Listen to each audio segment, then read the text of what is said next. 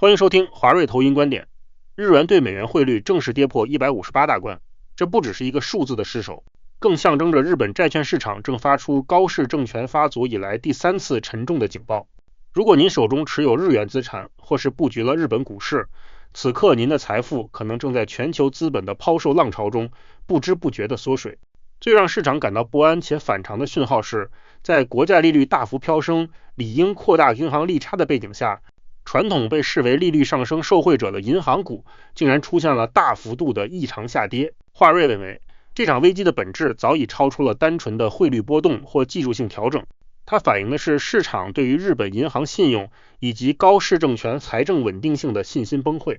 根据野村证券分析师发布的晨间备忘录，这已经是债券自警团针对当前经济政策运营发出的第3次严厉警告。野村证券报告明确指出，这次的市场震荡与去年10月政权发足初期以及今年1月食品减税案浮现时的情况截然不同。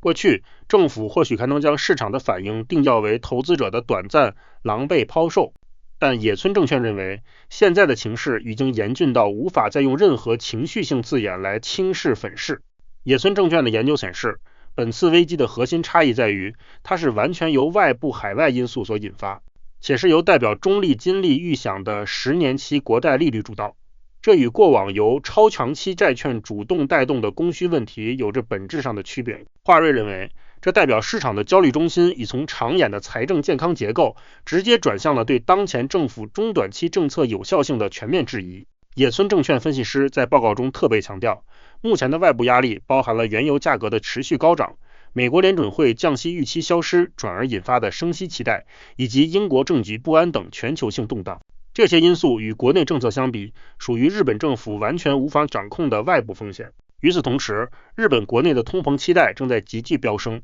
数据显示，目前10年的盈亏平衡通膨率，也就是 BEI， 已经推升到了 2.15% 的危险水位。这意味着投资者开始高度警戒，担心日本银行已经失去了对通膨的掌控力，无法将其稳定在 2% 的理想目标。野村证券报告指出，市场目前普遍处于一种日本银行政策落后于曲线的集体焦虑中，担心央行无法应对失控的物价期待。华瑞认为，当市场不再信任央行的调控能力时，资产价格的传统金融逻辑就会发生翻天覆地的扭转。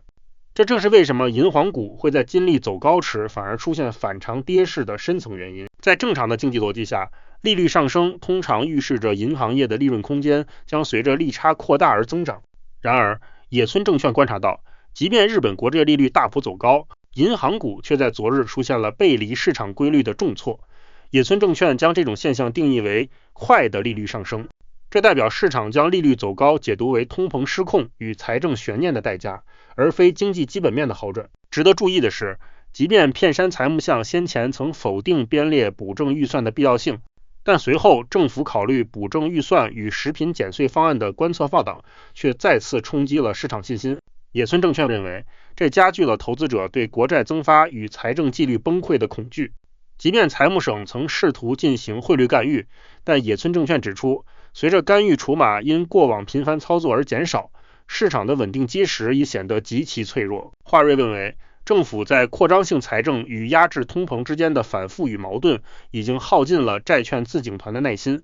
任何试图以债养债的补正预算预期，现在都成了诱发市场抛售的最后一根稻草。根据野村证券对周次投资者流量的精确追踪，在5月4日那一周，海外投资者虽然大举买入日本股票超过 1.0 兆日元，并小幅试探性的买入日本转券，但这主要是建立在当时对中东停战协议的乐观期待之上。随着地缘政治情势再度紧张，加上日本国内特有的财政赤字问题，海外资金已开始迅速撤退，重新评估投入日本债市的风险溢价。野村证券报告提到，国内投资者同样展现出对外债买盘的显著回流，反映出资金正积极逃离充满不确定性的国内金融体系。野村证券警告政府，绝对不能再像过去一样轻视这种抛售讯号，因为这次的结构性问题涉及到中立金利的重估，其复杂程度远超以往。华瑞认为，投资人必须认清，当日元汇率、国债价格与股市全指股同时发出警讯时，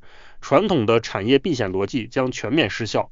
银行股的走弱正是市场对国家信用风险贴水进行重估的直接体现。野村证券在报告结尾处发出了严正提醒，虽然目前部分市场的波动率指标看似有所下降，但日元与债券市场的供需平衡点已变得极不稳定。一旦高政权推动的再通膨政策彻底失去债市与汇市的耐性，即便目前仍受惠于全球科技股热潮带动的日本股市，也极可能面临外资大规模的获利了结压力。华瑞认为，当前的日本市场正处于一个决定性的财政十字路口，在日元汇率跌破158的重要心理点位后，若日本银行与政府无法拿出一份具备实质信用的财政背书，利率的飙升将不再是银行业的利润红利，而是金融体系系统性风险爆发的前兆。在接下来的资产配置中，投资者应主动调降对低利率环境依赖度较高的资产比例，并将 2.15% 的通膨基准线视为最重要的动态停损指标，因为这将直接决定您的财产价值是否会随着日元与日债的崩溃而灰飞烟灭。以上就是本期节目的全部内容，感谢各位的观看，希望今天的内容对你有启发。如果您喜欢我们的内容，欢迎追踪华瑞。若您对加入华瑞有兴趣，或是想要与我们进一步联系，欢迎随时与我们联络。